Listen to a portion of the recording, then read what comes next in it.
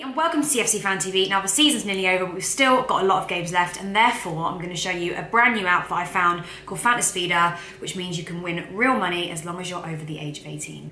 Right, so first of all I'm going to show you how to sign up, and then I'm going to take you through how the application works and how you choose your team. Right, so first things first, when you come to the homepage, you're going to see that you get a £5 welcome bonus. That's without any deposit needed. Once you do start playing more often, then you'll get a 50% bonus on your first deposit too. Right, so there are 3 stages to using this betting app. First, you're going to choose your contest, then you're going to create your team, and then hopefully you're going to win some cash. Sign up's really easy. Just enter your first name, last name, username, email address, all that sort of thing. And then you'll be redirected to the next page.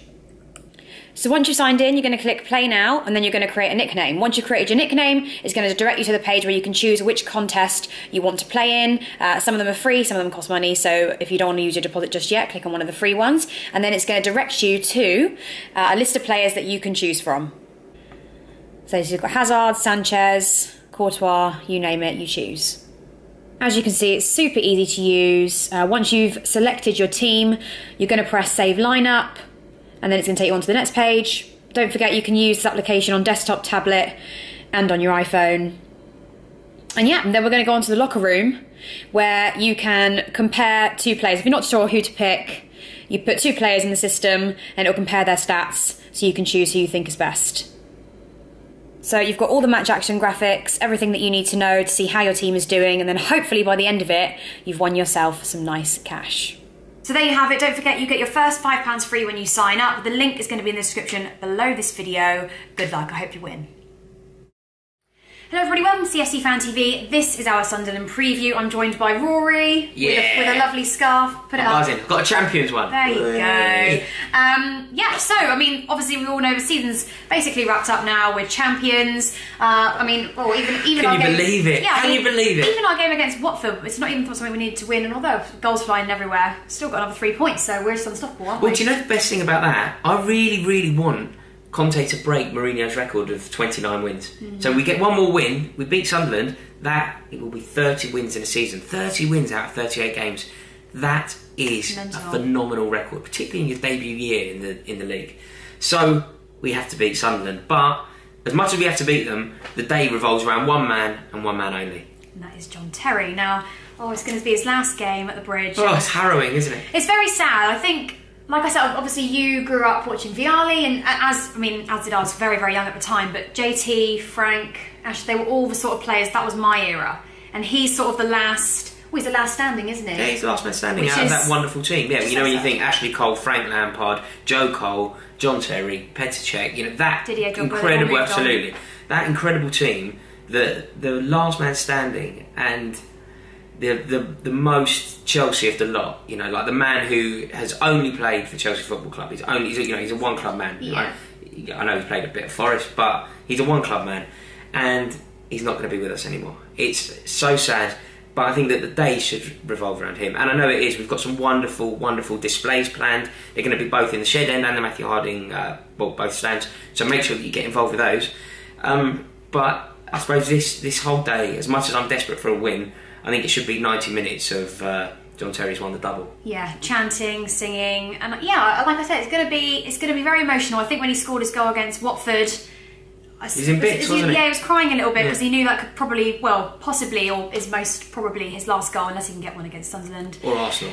End it on an FA Cup win. Or Arsenal, yeah, okay, yeah, but that's not going to be at the Bridge, is it? Typical Terry. Yeah, so this is going to be his last ever game playing at the Bridge, and I can't imagine how that must be for a player that's played at a club for how many years now? Yeah, all his life, yeah. I think he's now scored in 17 successive seasons, which is wild. Yeah, which is wild. I think he scored 67 goals. When you compare that to plenty of people who have played, people who have played up front haven't scored 67 goals. No. So it really is an incredible record. And he's irreplaceable. He's irreplaceable at the club. You know, I wish him nothing but success and happiness into where he goes next. All suggestions seem to be China. Do you agree with that? Will you comment below and let us know? Could be. I can't see him playing for another English club, can you? I'd hope he wouldn't. I'd say a lot of players are probably tempted. Depends what, I mean, you've got to think of it as well as he's got a family, and if they all want to move to China, I mean, that's quite a huge life-changing decision. Yeah, commitment. But yeah, I mean, yeah, listen, the whole day is going to be about just serenading him and letting him know all of our appreciation over the years for everything he's done for the club and for us fans. So right, do you think Conte will get the 30 wins? Yes, I mean, listen, Sunderland, in all seriousness, have had probably the worst season. David Moyes, man. I don't know why they employed David Moyes. Really, that's a very strange appointment for me. He's not really an impact manager. Do you know what? They weren't doing very well. I kind of agree with you, but I get why they signed him. I get why, he was off the back of Manchester United. He was good at Everton. For a club like Sunderland, I can see the appeal.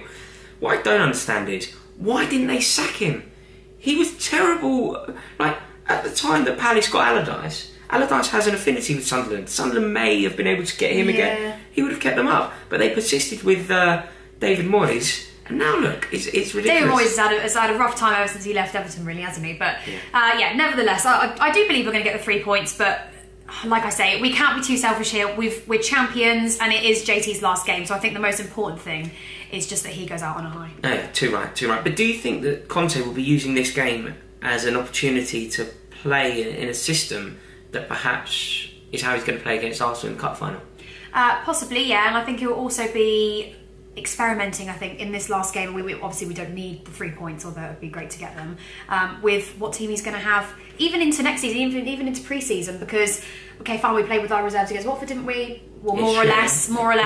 Yeah. We did let in 3 goals, so I would think he's starting to think now, who do I need in the summer? Yeah, who can I improve? I mean, JT's obviously not going to be there, and whilst he's more than a brilliant sub, isn't he? We're going to need somebody to replace him even. So I think it's just all about, I don't know, toying around, seeing how it goes. Yeah, definitely. And I suppose, there's not much to be decided on the final day. Sunderland down, we're champions.